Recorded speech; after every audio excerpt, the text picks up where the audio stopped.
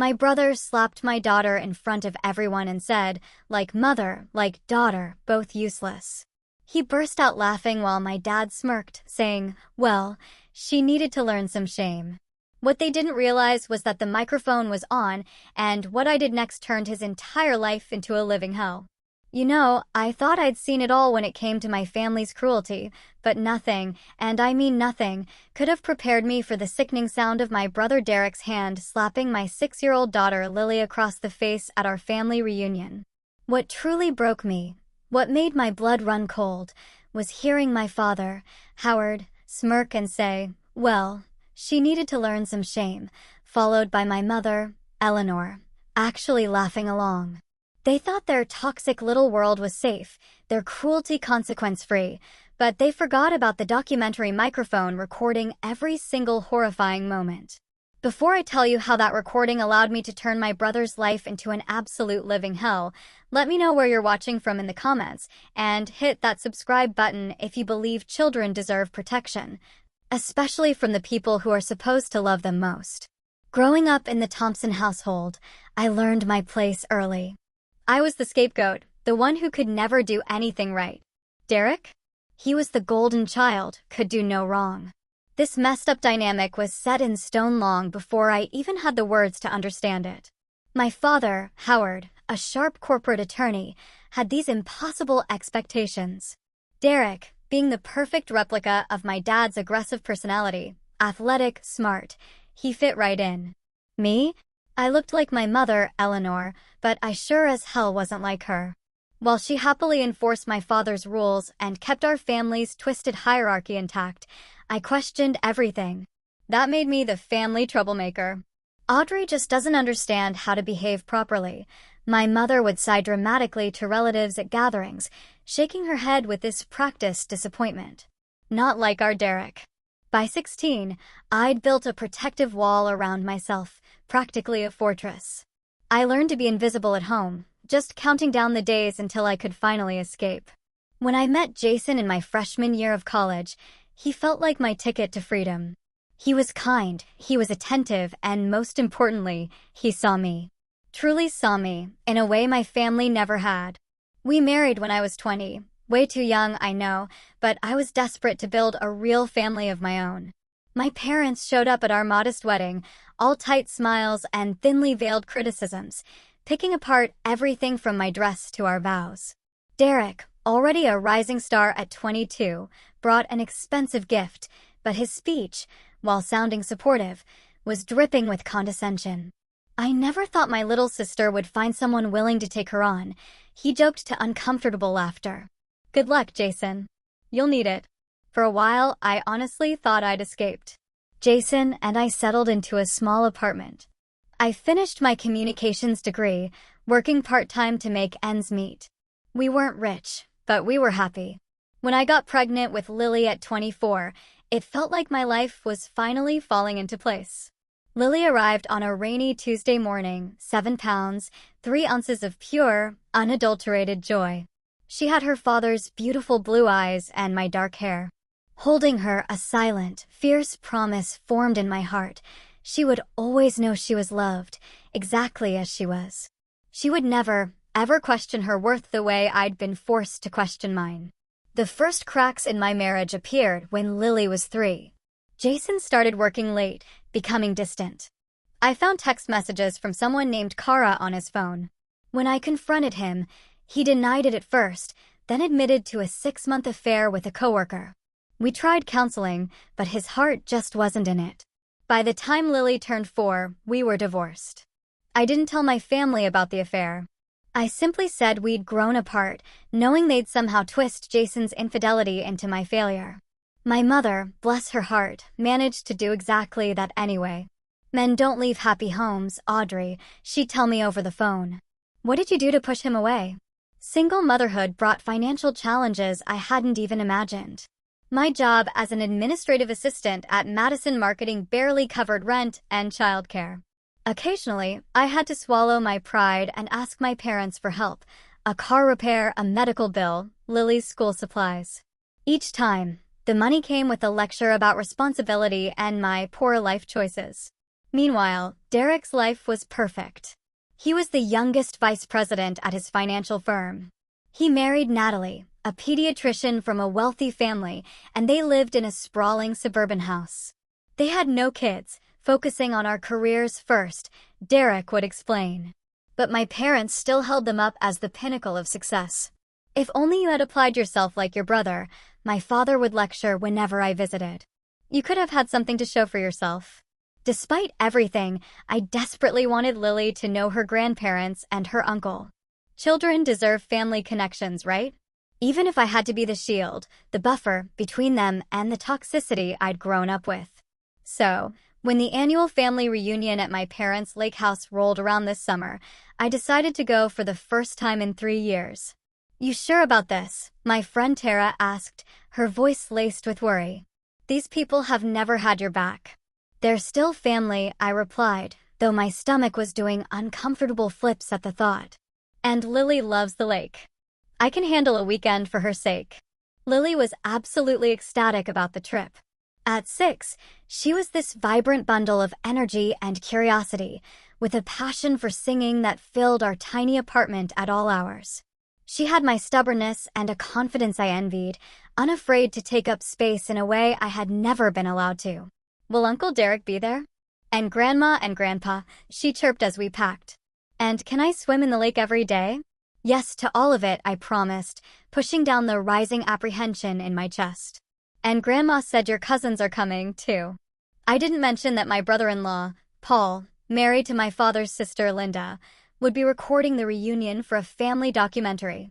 My father was insistent on documenting the Thompson family legacy, especially Derek's achievements. As we drove toward that monstrous lake house, I chanted calming mantras in my head. It's just 3 days. I can handle anything for 3 days. I'm not that scared little girl anymore. I'll protect Lily from experiencing what I did. Looking back, I realize I was trying to convince myself of something impossible. You can't protect someone from toxic dynamics while placing them directly in harm's way. Some lessons are just learned the hardest way possible. The Thompson family lake house stood there, a monument to old money and pretension, its weathered cedar exterior and sprawling deck overlooking Lake Michigan. As I pulled our modest sedan into the circular driveway, parking behind Derek's gleaming BMW and my parents' Mercedes, that familiar shrinking sensation washed over me, the one I always felt around my family. We're here, Lily exclaimed, unbuckling her seatbelt before I'd even fully parked. Her excitement was palpable, innocent of the undercurrents that made my shoulders tense. Can I go see the lake right away? Let's get settled first, I said, forcing a smile. And say hello to everyone. The front door swung open as we approached, revealing my mother in pressed linen pants and a cashmere sweater, despite the summer heat. Her highlighted hair was perfectly styled, not a strand out of place.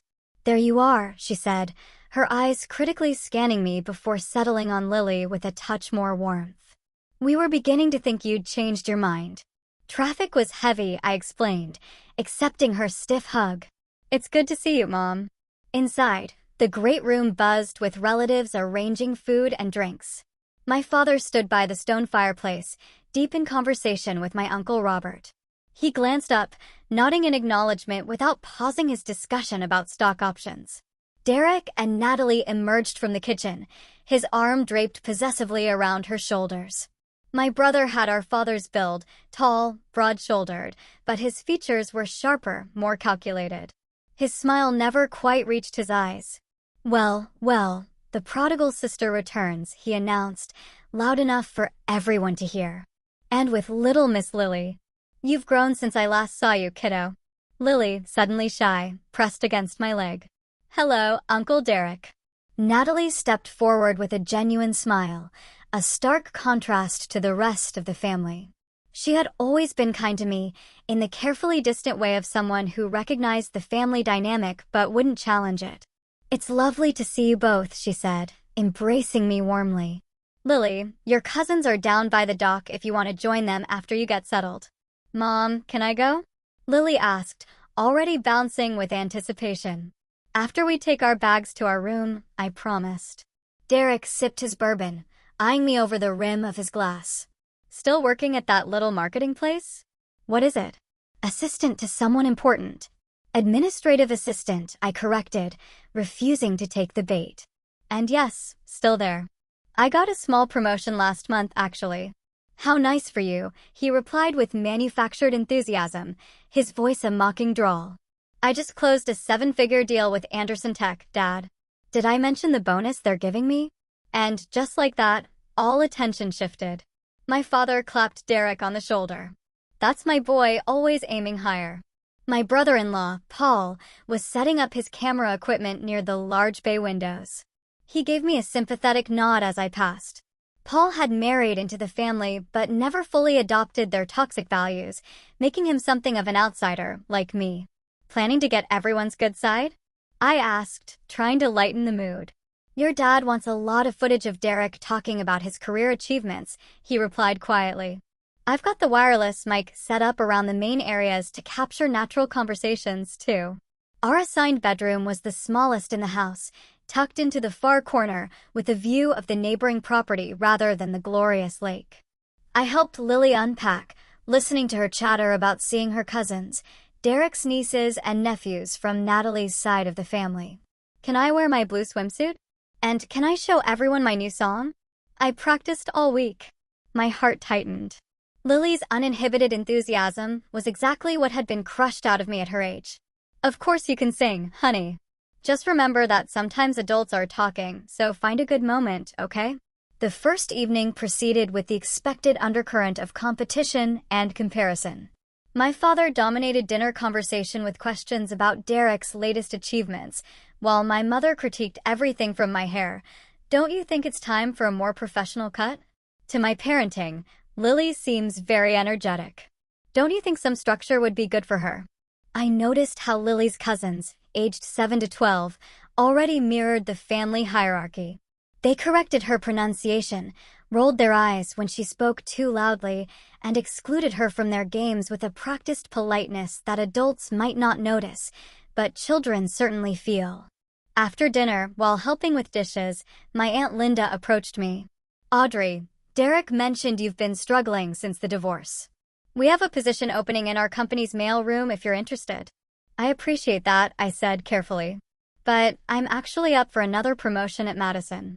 I'm heading a small project team now.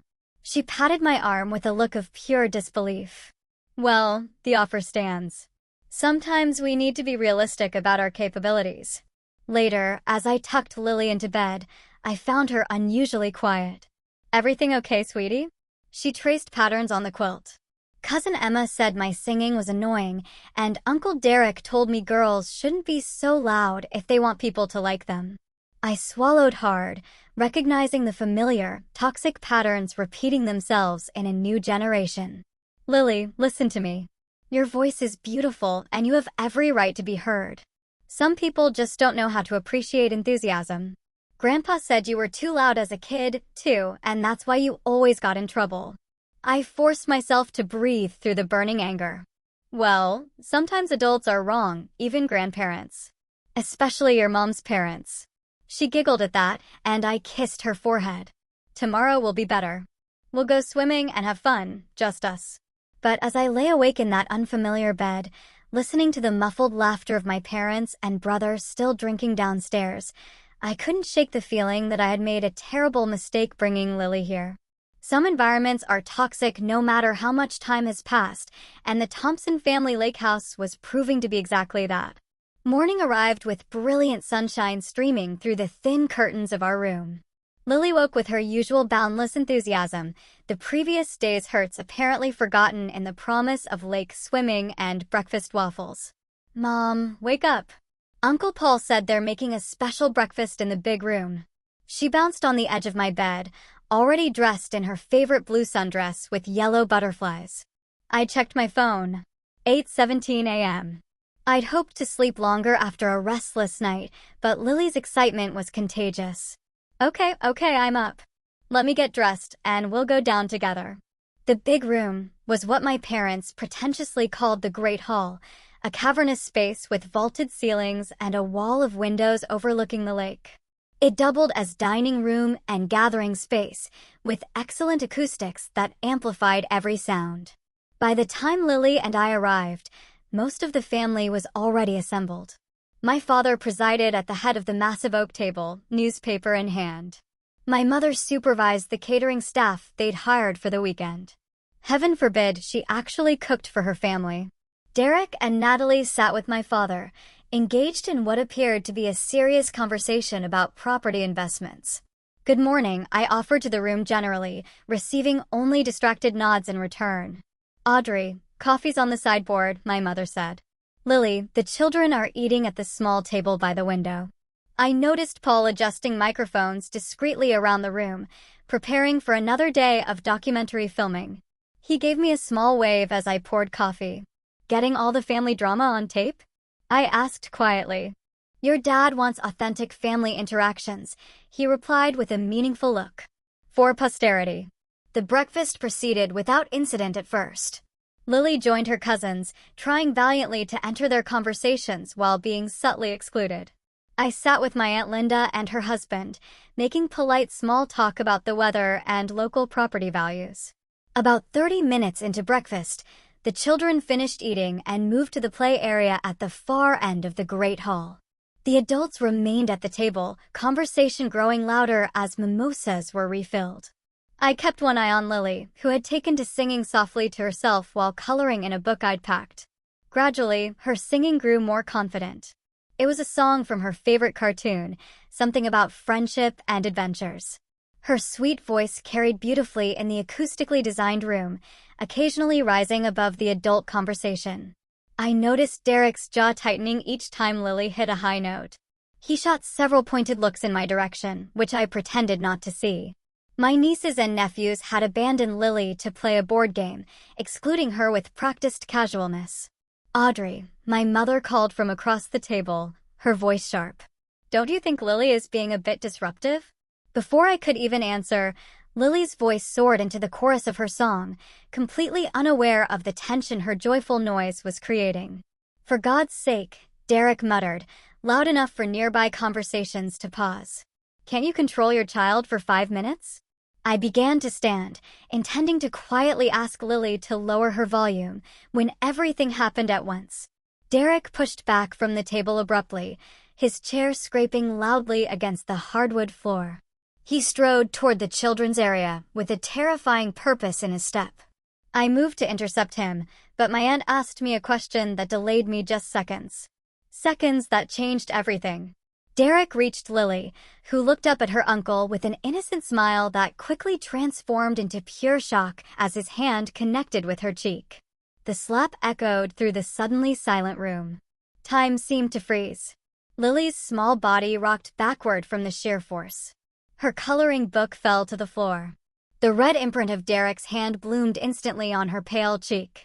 "Like mother, like daughter, both are useless," Derek said loudly, looking around the room as if expecting applause. "Can't even behave properly in public." My father's voice cut through my stunned paralysis. "Well, she needed to learn some shame," he said with a chilling smirk. "Girls these days aren't taught proper manners." My mother's tinkling, awful laugh followed. Audrey never did understand the value of a quiet presence. I finally unfroze, rushing to Lily, who had begun to sob, her small body shaking with shock, pain, and humiliation. As I gathered her into my arms, the enormity of what had just happened crashed over me. "What is wrong with you?"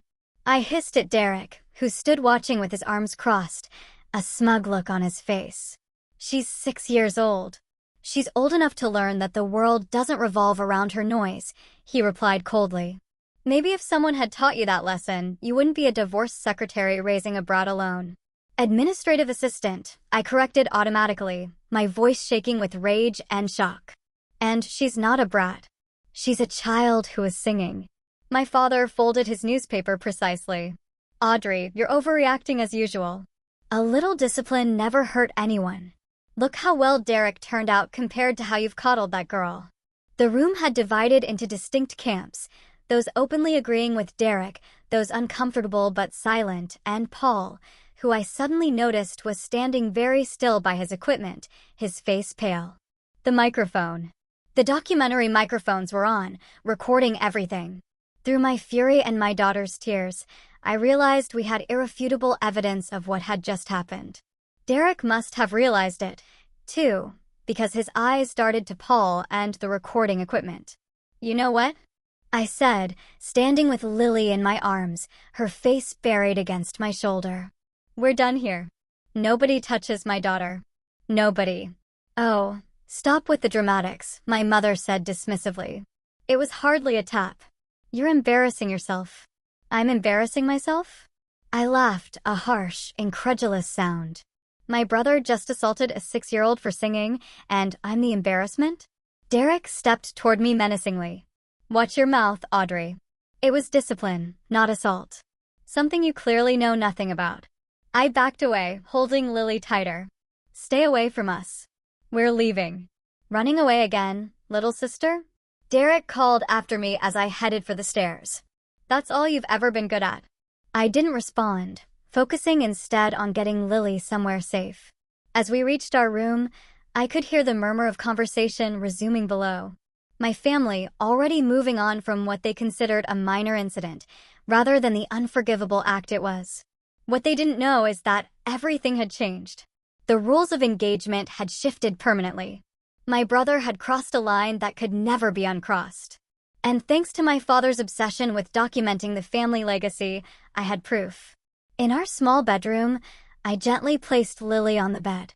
Her crying had subsided to hiccuping sobs, but the red handprint on her cheek remained vivid against her pale skin. I took a washcloth from the bathroom, ran it under cold water, and carefully pressed it to her face. "It hurts, Mommy," she whimpered. "Why did Uncle Derek hit me? Was I bad?" That question shattered something deep inside me. "No, baby, you are not bad. Not at all. Uncle Derek was wrong to hit you. Very, very wrong." "But Grandpa said," "Grandpa was wrong, too," I said firmly, gathering her close. "Nobody should ever hit you, especially not for singing. Your voice is beautiful." As Lily gradually calmed down, I began packing our bags with shaking hands. We needed to leave immediately. I had no doubt that if we stayed, my family would gaslight us both, minimizing what happened until Lily herself began to question her memories and feelings. A soft knock at the door made me tense. "Who is it?" I called, positioning myself between the door and Lily. "It's Paul," came the quiet reply. "Can I talk to you for a minute?" "Alone." I hesitated, then opened the door slightly. "Now isn't a good time." Paul's face was drawn with concern. "I know. Listen, I got everything on tape. The slap, what Derek said, your dad's comments, all of it." He lowered his voice further. "I can make you a copy before they realize and make me delete it." A cold clarity washed over me. "You do that," I said, a new resolve hardening my voice. He nodded. "What Derek did was assault, plain and simple. And the others." He shook his head in disgust. "I married into this family, but I've never seen anything like that. Linda doesn't know I'm talking to you." "Thank you," I whispered. "I won't implicate you unless I absolutely have to." "We're leaving as soon as I finish packing," I told him. "Meet me by my car in 20 minutes. I'll download a copy of the audio to a USB drive for you." After he left, I called Tara. She answered on the second ring. "How's the family reunion from hell?" she asked cheerfully. "Derek hit Lily," I said, my voice breaking. "Slapped her across the face for singing too loudly. And my parents laughed." "He what?" Tara's outrage exploded through the phone. "Tell me you're leaving right now." "Packing as we speak." "Come straight to my house," she insisted. "Don't go home in case they try to follow you." By the time I ended the call, Lily had fallen asleep, exhausted from crying. I finished packing quickly, then gently woke her. "We're going to visit Aunt Tara," I explained, using her honorary title. "We need to leave quietly." "Okay," she nodded, still subdued in a way that broke my heart. As we made our way downstairs with our bags, my mother intercepted us in the foyer. "Where do you think you're going?" she demanded. "Home," I replied flatly. "Or did you think we'd stay after Derek assaulted my daughter?" "Don't be ridiculous. It was hardly a tap. You're overreacting as usual." "A tap doesn't leave a handprint," I said, shifting so she could see Lily's face. where the mark was still visible despite the cold compress. For a moment, something like doubt flickered in my mother's eyes, but she quickly recovered. Children bruise easily. You're making a scene over nothing. Nothing. I laughed bitterly. Would it be nothing if someone slapped you for talking during breakfast? Or if I slapped Derek for being condescending? That's different, she insisted. Adults don't need discipline. Neither do children, I countered. They need guidance and respect, not violence. My father appeared behind her. Audrey, you're being hysterical. Sit down, have a drink, and we can discuss this rationally. There's nothing to discuss, I said, moving toward the door. We're leaving. If you walk out that door, my father warned, his voice low and menacing, don't expect any more financial help. No more bailing you out when you can't make rent. The threat hung in the air, meant to remind me of my precarious financial situation and my dependence on their occasional assistance. In the past, it might have worked. Not today. Keep your money, I said calmly. It's not worth this. As I guided Lily toward the door, Derek appeared from the living room, a tumbler of whiskey in hand, despite the early hour. Running away as usual, little sister? Can't face the consequences of your poor parenting. I stopped, looking him directly in the eyes. The only consequence I'm avoiding is allowing my daughter to think it's normal for men to hit children. Enjoy your perfect life, Derek. I hope it was worth showing everyone who you really are. His face darkened. Is that a threat? No, I replied, opening the front door. Just an observation. As promised, Paul was waiting beside his car in the side driveway, partially hidden from the house by a stand of pines. He pressed a small USB drive into my hand. The audio is clear as day, he said quietly. Derek slap, his comment about you both being useless. Your dad saying she needed to learn shame. Your mom laughing. It's all there. I'd be careful how you use it, though. They'll know it came from me. Thank you, I whispered. I won't implicate you unless I absolutely have to. The drive to Tara's apartment was silent, Lily dozing in her booster seat while I processed what had happened and what I needed to do next. By the time we arrived, a plan was beginning to form in my mind, cold and precise. Tara met us at the door, enveloping first Lily and then me in fierce hugs. I made up the guest room for you both, she said. Stay as long as you need. That evening, after Lily was asleep in the unfamiliar bed, Tara and I sat at her kitchen table with the USB drive and her laptop. Are you sure you want to hear this again? She asked as I inserted the drive. I need to know exactly what was said, I replied. And I need a witness who isn't family. The recording was worse than I remembered. The casual cruelty in Derek's voice as he called us useless. The satisfied smirk audible in my father's comment about shame. My mother's tinkling laugh. All of it painted a horrifying picture of people who saw nothing wrong with hitting a child. Jesus, Tara whispered when it finished playing. I knew your family was toxic, but this. I know, I said, my resolve hardening. The question is, what do I do about it? You could go to the police, she suggested. That's assault on a minor, plain and simple. I agreed. But you know how these things work. It would be my word against theirs without this recording, which might not even be admissible. And they'd paint me as the unstable single mother trying to extort money from successful relatives. So what then? Let them get away with it. I shook my head slowly. No. Derek crossed a line today, and there have to be consequences. Real ones. Over the next few days, while Lily and I adjusted to temporary life at Tara's, I began researching. First, I took Lily to her pediatrician, Dr. Winters, who documented the fading bruise and referred us to a child psychologist. She's experiencing some trauma responses, Dr. Winters explained gently. Nightmares, clinginess, fear of male authority figures. The psychologist will help her process what happened. Next, I consulted Lisa, a lawyer friend from college, bringing the audio recording with me.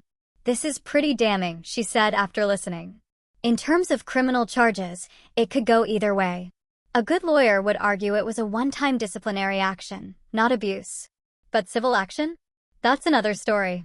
I'm not interested in suing my brother for money, I clarified. I understand. Lisa nodded.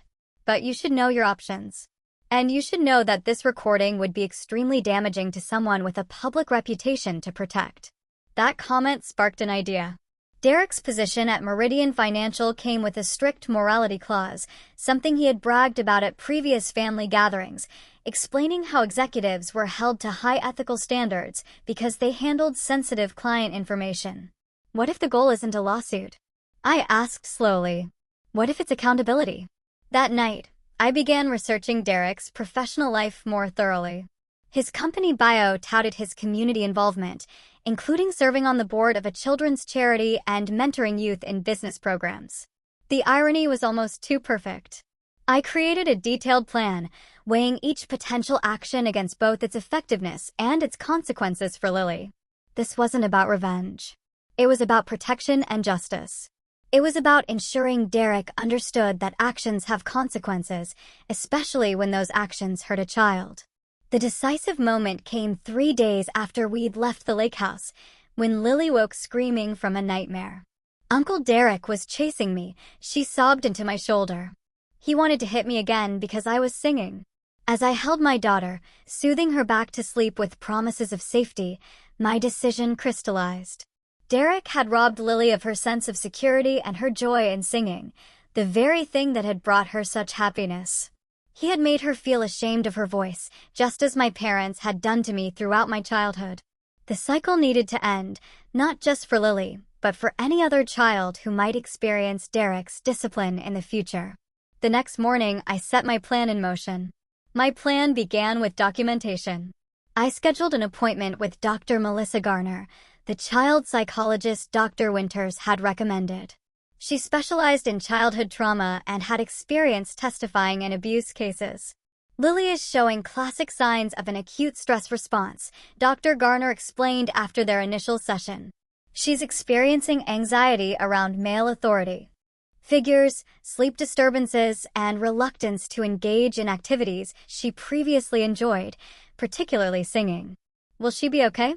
I asked, the weight of maternal worry pressing on my chest. Children are remarkably resilient with proper support, she assured me. But what happened to her was significant trauma, not a minor discipline incident as your family seems to believe. I'd like to see her weekly for a while. Dr. Garner provided a written assessment documenting Lily's symptoms and their cause. This became the first crucial piece of evidence in my growing file. Next came the police report. The officer who took my statement was compassionate but realistic. Without visible injuries or independent witnesses, this would typically be hard to pursue, Officer Jenkins explained. Family discipline falls into a gray area legally. But with the audio recording, she paused, having just listened to the evidence. That changes things. This report establishes a formal record of the incident, which could be important later. My phone had been buzzing constantly with messages from family members. My mother's texts oscillated between guilt-tripping, "You're breaking your father's heart with this drama," and minimizing, "It was just a little slap, for heaven's sake."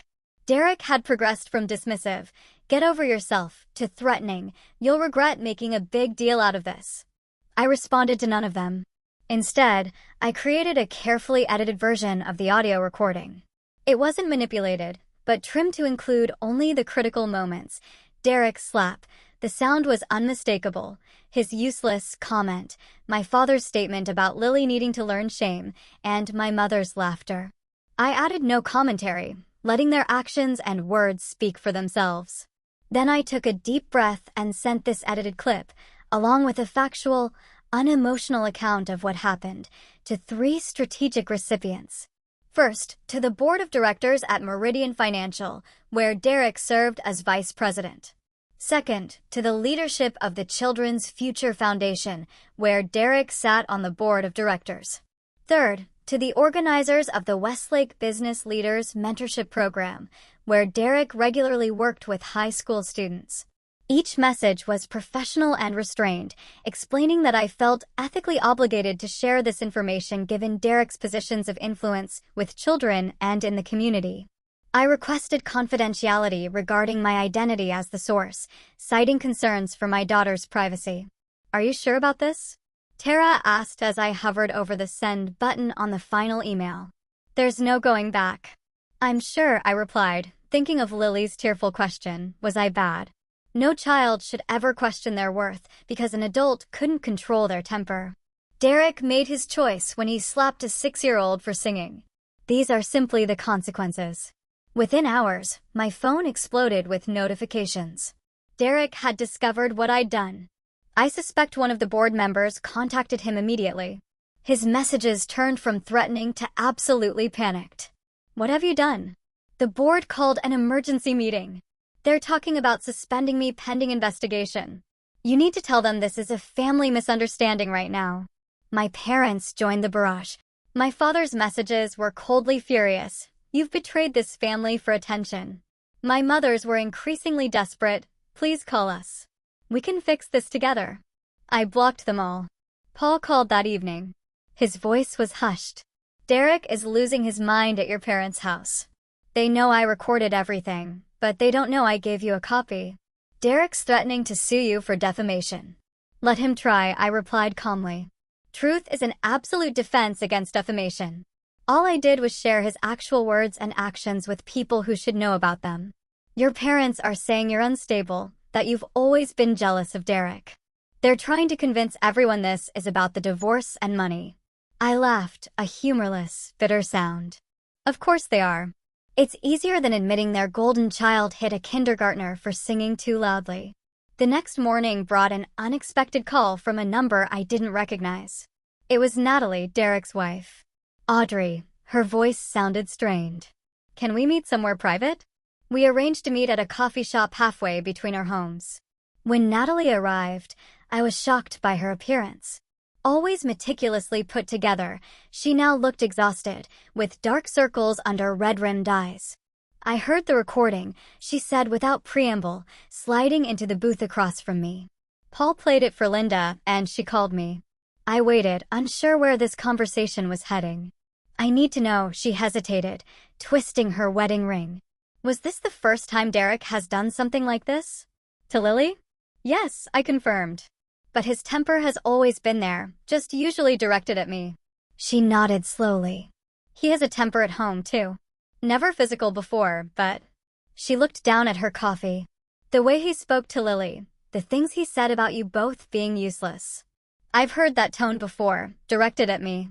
Something shifted in my understanding. Natalie, are you okay? Her eyes filled with tears. I don't know anymore. When everything started happening with his job and the charity board, he threw a glass across the kitchen. Said it was my fault for not defending him to my father, who's friends with one of the Meridian directors. I reached across the table and squeezed her hand. I'm sorry. I never wanted to hurt you. You didn't, she said firmly. Derek did this, and maybe I needed to see who he really is. She straightened her shoulders. I told him I'm staying with my sister for a while. He needs to get help for his anger. As Natalie and I parted ways, a text came through from Grace, my supervisor at Madison Marketing. Just got a strange call from someone named Derek Thompson asking questions about your employment. Said he was a potential reference. I didn't share any information. Is everything okay? My brother was clearly attempting damage control, digging into my life for counter-ammunition. I explained the situation briefly to Grace, including sending her the audio clip as a precaution against any further contact from my family. Her response was immediate and incredibly supportive. That's horrific. Take whatever time you need for your daughter. Your job is secure, and if they contact anyone here again, we'll handle it appropriately. The professional consequences for Derek mounted quickly. By the end of the week, Meridian Financial had placed him on administrative leave pending an internal investigation. The children's charity removed him from their board effective immediately, citing their zero-tolerance policy regarding child welfare. The mentorship program mutually agreed to pause his involvement. Community response was equally swift once the story began circulating. Parents from Lily's school, neighbors, and even distant acquaintances reached out with messages of support. Many shared their own stories of family abuse minimized as discipline. A small community of survivors formed around us, offering both practical help and emotional solidarity. Derek attempted to control the narrative through mutual connections, claiming I had manipulated the recording and was using Lily as a pawn in a family disagreement about money.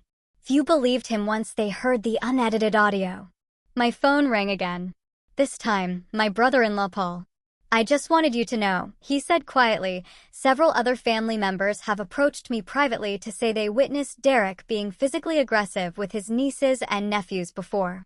They were too afraid of your parents' reaction to speak up, but they're supporting you now." The revelation that Derek's behavior might have affected other children in the family strengthened my resolve even further. This wasn't just about Lily anymore. It was about breaking a pattern of abuse disguised as discipline that had potentially harmed multiple children and would have harmed more if left unchecked. As the consequences of his actions became increasingly public, Derek's attempts to contact me grew more desperate. He vacillated between rage and manipulation, threats and pleas for family loyalty. I maintained my silence, focusing instead on Lily's healing and our path forward. The foundation had been laid. The truth was in the open, documented, and undeniable. What happened next would depend on how Derek and my parents chose to respond to that truth, and whether they could finally acknowledge the harm they had caused. By the third week after the incident, the consequences of Derek's actions had ripped through both his professional and personal life. Meridian Financial's investigation concluded with his demotion from vice president to a non-client-facing role, a significant step down in both status and compensation. The children's charity had permanently removed him from their board. Most painfully for his ego, the story had circulated among his prestigious social circle, resulting in uncomfortable questions and canceled dinner invitations. I learned most of this through Paul, who had become an unexpected ally. "Your parents are in damage control mode," he reported during one of our calls. "They're telling everyone you've always been unstable and jealous of Derek's success." "That's not surprising," I replied, having anticipated this reaction. "They've been using that narrative my entire life." What I hadn't anticipated was the family division that emerged. My mother's sister, Catherine, called me directly, her normally reserved voice tight with emotion. "I saw Derek slap your little girl," she admitted. I was across the room and didn't intervene. I've been ashamed of my silence ever since. "Why are you telling me this now?" I asked. "Because your parents are asking the family to present a united front against you, claiming you're exaggerating what happened. I can't be part of that lie. What Derek did was wrong, and their reaction was worse." Catherine wasn't alone. Gradually, other relatives reached out, some offering support, others simply acknowledging they had witnessed the incident and confirming my account. The family was fracturing along moral lines rather than blood ties. Meanwhile, Lily was making amazing progress with Dr. Garner. The nightmares had decreased, though she still grew anxious around loud male voices. Most encouragingly, she had started singing again, quietly at first, then with growing confidence, as I consistently reinforced that her voice was beautiful and welcome in our home. Weeks after the incident, my grandmother Martha, my father's mother, and the family matriarch summoned everyone to her home. "This has gone far enough," she declared on the phone. "I want both sides of the story, and I want the family to make peace." "There aren't two sides to hitting a child, Grandma," I replied. "Perhaps not," she conceded, surprising me. "But there needs to be a resolution. Sunday at 2. I expect you to be there." I consulted with Dr. Garner about whether to bring Lily to this family meeting. Her advice was clear: absolutely not. This is adult business now, and she shouldn't be exposed to potential conflict or be asked to relive her trauma. Tara agreed to watch Lily while I attended the meeting alone. As I drove to my grandmother's sprawling Victorian home, anxiety knotted my stomach. I hadn't seen my parents or Derek since the lake house. How would they behave now that their golden child had faced actual consequences for his actions? The tension in my grandmother's formal living room was thick enough to cut with a knife. My parents sat stiffly on the antique sofa, my mother's face a mask of composure that couldn't quite hide her fury. Derek and Natalie sat separately, she in an armchair by the window, he leaning against the mantelpiece, eyes bloodshot. Various aunts, uncles, and adult cousins filled the remaining seats, their usual chatter conspicuously absent. My grandmother entered last, leaning on her cane, but radiating authority at 87. "I've lived long enough to see 5 generations of this family," she began without preamble. And I've never been more disappointed than I am today. My father straightened. Mother, if you'd just listen to our side, Howard, I may be old, but I'm not senile. She cut him off sharply. Paul was good enough to share the recording with me. I heard exactly what happened. The room fell silent. My grandmother turned to Derek. You struck a child, a 6-year-old, for singing. Then you insulted both her and her mother. Your behavior was inexcusable. Derek's face flushed. It wasn't that hard a slap. Everyone's overreacting. Be quiet, grandmother snapped. When a grown man hits a child, the force is irrelevant. It's the breach of trust, the abuse of power. She turned to my parents. And you two encouraged it. Laughed at it. Dismissed it. My mother's composure cracked. Martha, you don't understand. Audrey has always been difficult, always exaggerating. Eleanor, my grandmother interrupted. I raised your husband. I know exactly where Derek learned this behavior. Her gaze shifted to my father, whose face had gone pale. Howard was disciplined harshly by his father. Too harshly. I regret every day that I didn't stop it. I won't make that mistake again. A heavy silence fell over the room. My father stared at his hands. Audrey, my grandmother continued. You did what I should have done decades ago. You protected your child, even at great personal cost. For that, you have my respect. I hadn't expected this alliance and found myself momentarily speechless. That said, she continued, this family now stands at a crossroads. Healing is possible, but only with accountability. Derek pushed away from the mantelpiece. Accountability? I've been publicly humiliated, demoted at work, kicked off the charity board I helped build. Isn't that enough punishment for one slap? I found my voice at last. This isn't about punishment, Derek. It's about acknowledging what you did and its impact. Lily has nightmares. She stopped singing, the thing that brought her joy. She asked me if she was bad. My voice broke. A 6-year-old child thought she deserved to be hit because the adults she trusted made her believe she was wrong for using her voice. I didn't mean, Derek began, then stopped, seeming genuinely at a loss. That's just it, I continued. You didn't mean to traumatize her. You just meant to control her, to make her small and quiet, the way this family has always tried to control and diminish me. But intentions don't erase impact. My father stood abruptly. This is ridiculous. We've indulged this drama long enough. Derek made a mistake, yes, but Audrey deliberately destroyed his reputation out of spite. No, Howard, my grandmother said firmly. Audrey showed people who Derek really is. He destroyed his own reputation through his actions. I can't believe you're taking her side, my mother exclaimed. I'm taking the side of that child, grandmother replied, as should you all. The confrontation escalated from there. Years of resentment and dysfunction poured out as family members finally spoke their truths. Aunt Catherine described witnessing my father's harsh discipline of me as a child, while Derek received only gentle guidance. Cousin Jennifer revealed that Derek had once twisted her son's arm at a previous reunion for talking back. Uncle Robert admitted he'd seen Derek shove a business associate during a golf game, but said nothing because that's just how men handle disagreements. A pattern emerged, one of Derek's unchecked aggression and my parents' consistent enabling of his behavior. With each revelation, Derek's face grew darker, while my parents' denials became less convincing. Natalie finally spoke, her voice quiet but steady. I'm filing for separation. The room fell silent again. What? Derek turned to her, genuinely shocked. This incident forced me to acknowledge things I've been ignoring for years, she continued.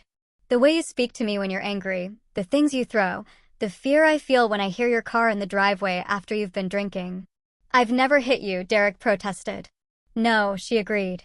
But hearing how you spoke to Lily and Audrey, seeing how your parents minimized it, I suddenly understood where our relationship was heading. The meeting continued for nearly 3 hours. By the end, several things had become crystal clear. The family would never be the same.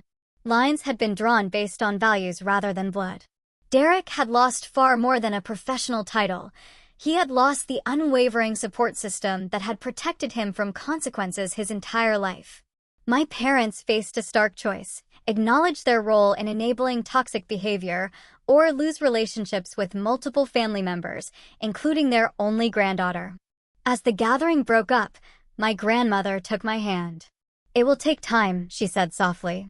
"Change doesn't happen overnight, especially in families with such entrenched patterns." But it started, and that's something. In the weeks that followed, the consequences continued to unfold. Derek's company issued a public statement about their commitment to family values and ethical conduct, implicitly distancing themselves from him without naming him directly. He was required to attend anger management therapy as a condition of continued employment. Natalie moved out of their home and filed official separation papers, the first step toward divorce. In a coffee meeting that left us both in tears, she confided that she had miscarried twice during their marriage and now wondered if the stress of walking on eggshells around Derek's temper had contributed. My parents made halting, awkward attempts at reconciliation, clearly motivated more by damage control than genuine remorse. My mother called with an invitation to dinner that included no acknowledgement of what had happened. My father sent an email that characterized the whole situation as a misunderstanding blown out of proportion. I maintained firm boundaries, making it clear that any relationship moving forward would require acknowledgement of the harm done to Lily and concrete steps to ensure her safety and emotional well-being in their presence. The most profound changes, however, happened within me. The woman who had once accepted mistreatment as her due now stood firmly in her power. The mother who had brought her child into a toxic environment in hopes of family connection now recognized that true family is defined by love and respect, not blood and obligation. 6 months after the incident, I sat in Dr. Garner's office for a progress update on Lily's therapy. "She's doing remarkably well," the psychologist shared. "Children are resilient, especially when they have a secure attachment to a protective caregiver." "You've done everything right, Audrey." "I didn't protect her from the initial trauma," I pointed out, the familiar guilt surfacing. "But you responded perfectly afterward," Dr. Garner countered. "You validated her feelings, removed her from danger, got her appropriate support, and held the perpetrator accountable. That's why she's healing." As I drove home, I reflected on the unexpected gifts that had emerged from this painful chapter. A stronger, more confident voice. Healthier boundaries. The knowledge that I could protect my daughter even against powerful opposition. And perhaps most surprisingly, authentic connections with family members who shared my values rather than simply my DNA. The path forward remained complicated. Healing would take time for all involved. But for the first time in my life, I faced the future without the shadow of family toxicity darkening my path. Derek's slap had been meant to silence a child. Instead, it had given voice to generations of suppressed truths. In trying to make Lily small, he had inadvertently helped me discover just how strong I could be. As mothers, we cannot always prevent our children from experiencing pain. But we can show them how to respond to it with dignity and courage.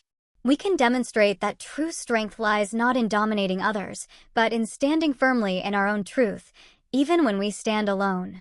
My brother slapped my daughter for being too loud. My parents laughed. And in that terrible, shattering moment, they taught me the most valuable lesson of my life, that some family ties need to be severed for healing to begin, while others can be rewoven into something stronger and more beautiful than before. Have you ever had to choose between family expectations and protecting someone vulnerable? What would you have done in my situation? Share your thoughts in the comments below. Remember that you deserve to be heard, to take up space, and to use your voice without shame, just like Lily finally learned to do. Thank you for listening to our journey.